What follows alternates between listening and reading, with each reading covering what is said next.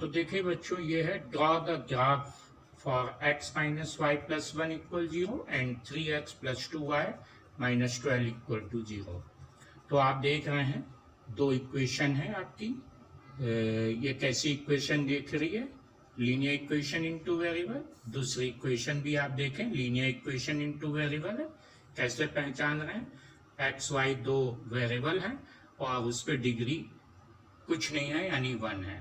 Clear?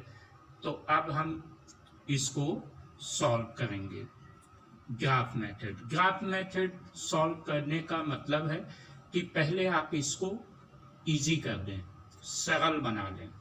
कैसे बनेगी easy? कि आप किसी एक वेरिएबल के इक्वल कर लें, या तो इक्वेशन x के इक्वल कर लें या y के इक्वल कर लें। दूसरी चीज ये कि अब यहाँ पे तो देखिए x और y के साथ कॉफिशिएंट नहीं है, तो चाहे आप इसको x के इक्वल बना लें या y के इक्वल।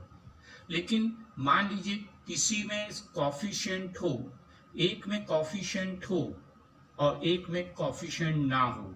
फॉर एग्जाम्पल, जैसे x के साथ कॉफिशिएंट हो और y के साथ ना हो, तो जिसके साथ कॉफिशिएंट नहीं है, जैसे मैंने कहा y के साथ कॉफिशिएंट नहीं है, तो आप y के इक्वल बना के करेंगे तो वो आपको ज्यादा इजी इक्वेशन हो जाती है ना? क्यों हो जाती है? क्योंकि जो कॉफिशिएंट है जब आप उसको दूसरी तरफ ले जाएंगे तो वो क्रॉस में जाएगा। क्रॉस में मतलब डिवाइड में जाएगा। ये बातों का आप अगर ध्यान रखेंगे तो आप इसके सॉल्यूशन आसानी से निकाल लेंगे। जब हम ग्राफ को सॉल्व करते हैं तो कम से कम 2 से 3 सॉल्यूशंस आप फाइंड आउट करें। जैसे कि आप 9th में आपको सॉल्यूशंस फाइंड करना सिखाया गया था। तो चलिए करते हैं। पहली इक्वेशन है x minus y plus 1 equal to 0। इसको मैं x के इक्वल बना रहा हूं, तो x इक्वल टू y उधर जा रहा है, साइन को चेंज हो गया, प्लस 1 उधर जा रहा है तो माइनस 1, साइन चेंज हुआ। अब हम y में वैल्यू को पुट कराते जाएंगे और सॉल्यूशंस फाइंड कर लेंगे। कम से कम हम 3 सॉल्यूशन फाइंड करने चाह रहे हैं। आप बॉक्स बना लेंगे और उसमें 3 सॉल्यूशन निकालेंगे। अब मान लीजिए हमने पुट किया कि y इक्वल टू 1, तो क्या आ जाएगा? x equal to y minus 1 आपकी इक्वेशन थी, तो x इक्वल टू वाई में आपने 1 माइनस 1 यानी x की वैल्यू आपकी 0 आ गई। तो ये आपने x लिखा, ये y लिखा। आपने y में क्या पुट किया था? 1, तो वैल्यू क्या आ गई? 0 आ गई। क्लियर? ऐसे ही आप सेकंड फाइंड कर सकते हैं। अब आपने मान लीजिए क्या पुट कर दिया? पुट y इक्वल टू 2 मान लीजिए पुट कर दिया। तो जब y इक्वल टू 2 पुट किया है तो फिर रखा x equal to y minus 1, तो x इक्वल टू वाई की जगह अब क्या रखते हैं आप? 2 माइनस 1, तो x की वैल्यू 1 आ गई। यानी जब आपने 2 पुट किया तो 1 वैल्यू आ गई। एक और पार्ट निकाल लेते हैं इसका। अब आपने मान लीजिए, चलिए हमने 2 वैल्यू प्लस में रख दी थी।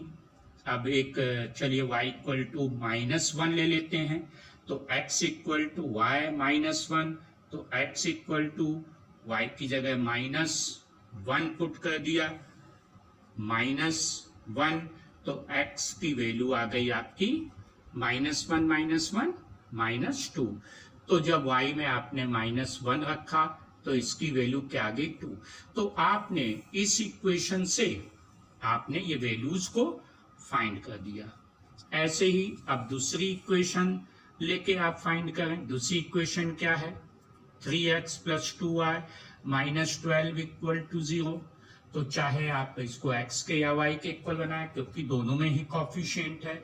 इससे साफ पता लग गया कि आपको डिवाइड में जाना होगा। अब मान लीजिए मैंने लिखा 3x इक्वल टू, और वैल्यू को उधर ले चलते हैं तो माइनस के 2y हो गए प्लस के 12। क्लियर? तो x equal to minus 2y plus 12 upon 3। जो x के साथ नंबर था वो क्या कहाँ आ गया है, डिवाइड में, है ना, क्योंकि क्रॉस मल्टीप्लाई हो जाता है। क्लियर। अब आप y में वैल्यू पुट करें। मान लीजिए फर्स्ट वैल्यू पहले चेक भी कर लिया करें कि डिवाइड होना चाहिए, एग्जैक्ट डिवाइड होना चाहिए, वैल्यू आपकी राउंड फिगर में आनी चाहिए, यानी कि कंप्लीट आनी चाहिए। तो अगर मैं y में 0 पुट कर दूं तो x equal to -2 into y की जगह 0 प्लस 12 अपॉन 3, तो वैल्यू क्या आ गई, 2 इंटू 0 यानी 0 ही हो गया, प्लस 12 यानी 12 अपॉन 3 यानी कि 4 आ गई। इसका भी आप बॉक्स बना लें। आपने बॉक्स बना लिया, 3 वैल्यू इसकी भी निकाल रहे हैं एक्स वाई, तो वाई में 0 पुट किया तो एक्स की वैल्यू क्या आ गई, 4। क्लियर हो गया। सेकेंड वैल्यू फाइंड कर रहे हैं।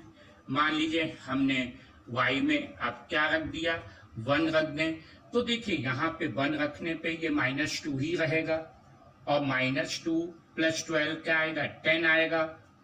तो इससे पता लगा 10 3 से डिवाइड नहीं होगा, तो 1 रखने से वैल्यू एग्जैक्ट नहीं आएगी। बात समझ गए। 2 रखें, 2 2 जा 4, -4 12 में कितना हो गया, 8, नहीं आएगी। 3 रखें, 3 से आएगी। समझ आ रहा है। तो आपने y की जगह पे क्या रखा, 3 रखा, तो x equal to -2 into 3 plus 12 upon क्या है, 3 है। तो ये वैल्यू क्या आ गई आपकी, -2 3 जा 6 प्लस 12 अपॉन 3। क्लियर हो गए। तो -6 प्लस 12 यानी कि 6 आ गई, अपॉन 3 यानी कट के क्या आ गई, 2। तो जब आपने y में 3 रखा तो 2 आ गई। समझ आ गया। थर्ड वैल्यू क्या रख लें y में, अब 4 रखें तो 8 नहीं आएगी, 5 से भी नहीं आएगी, किससे आ सकती है, 6 से। तो y इक्वल टू 6 रखे दे रहे हैं, तो देखिए क्या आई, x equal to -2 into 6 plus 12 upon 3, तो ये आ गया -12 प्लस 12 अपॉन 3 यानी 0 अपॉन 3। 0 अपॉन 3 का मतलब 0, क्योंकि न्यूमरेटर 0 है और डिनोमिनेटर में कोई नंबर है तो 0 ही हो जाता है। तो जब आपने y की वैल्यू 6 रखी तो इसकी वैल्यू क्या आ गई, 0 आ गई। इस तरह से आपने दोनों इक्वेशन से क्या फाइंड कर लिया है, 3 वैल्यूज को फाइंड कर लिया है। अब ये वैल्यूज जब फाइंड कर ली हैं तो हम इसका ग्राफ करेंगे। ठीक, तो बेटा अब आप ग्राफ बनाने जा रहे हैं। तो आप ये वैसे आपको ग्राफ पेपर पे बनाना है, मैं आपको इस पे समझाने के लिए बना रहा हूँ, आप ग्राफ पेपर पे बनाएंगे। तो आपने 9th में तो ये सिखाई है, जो हॉरिजॉन्टल लाइन है वो आपकी एक्स एक्सिस है, इसको नाम दे दिया एक्स एक्स डैश, इसको दे दिया वाई वाई डैश, बीच में जहां इंटरसेक्ट हो रही उसको ओ पॉइंट दे दिया। ठीक है। आप इसमें ये चेक कर लिया करें कि मैक्सिमम वैल्यू है कितनी, दोनों में देखें तो 6 है, तो आप चारों तरफ 6 बना लें, क्योंकि आपके पास निगेटिव वैल्यू भी होगी, पॉजिटिव वैल्यू भी होगी, और जो डिवीजन है वो इक्वली डिवीजन हो चारों तरफ। क्लियर। तो आपने ये 1 2 3 4 5 6 क्लियर। 1 2 3 4 5 6, ये नीचे है तो निगेटिव है। क्लियर हो गया। ये y का निगेटिव है। इधर चले 1 2 3 4 5 6, ये x डैश की तरफ है तो निगेटिव है, जैसे y डैश की तरफ निगेटिव था। अब ऊपर की तरफ तो पॉजिटिव रहेगा, 1 2 3 4 5 6। क्लियर। अब पहला क्या था कोऑर्डिनेट, x का 0 y का 1, x का 0 y का 1, ये पॉइंट आया। यहाँ पे आप इस तरह से सर्कल डाल दें और लिख दें 0,1। फिर दूसरा क्या था 1 2, x का 1 y का 2, ये आया, लिख दिया 1,2। फिर क्या था x का -2 y का -1, x का -2 y का -1, ये आया, थोड़ा सा ऊपर है, -2,1।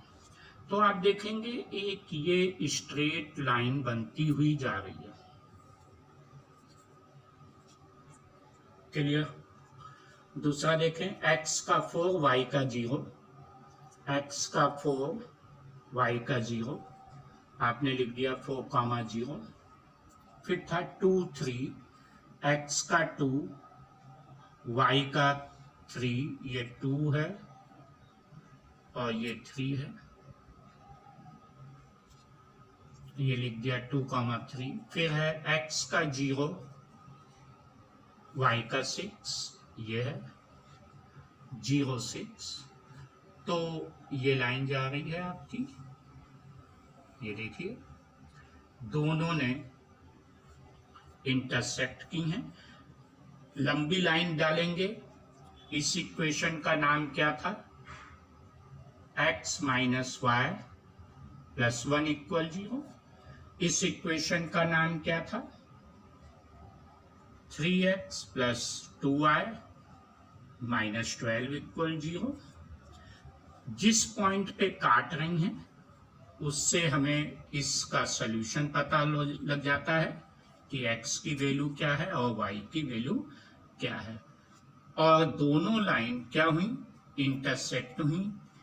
तो ये कैसा है, इंटरसेक्टिंग लाइन है, इंटरसेक्टिंग लाइंस हुई हैं आपकी। तो देयरफॉर ये कैसा सॉल्यूशन है आपका, सॉल्यूशन। इस तरह से ग्राफ के द्वारा हम सॉल्यूशन को फाइंड आउट करते हैं।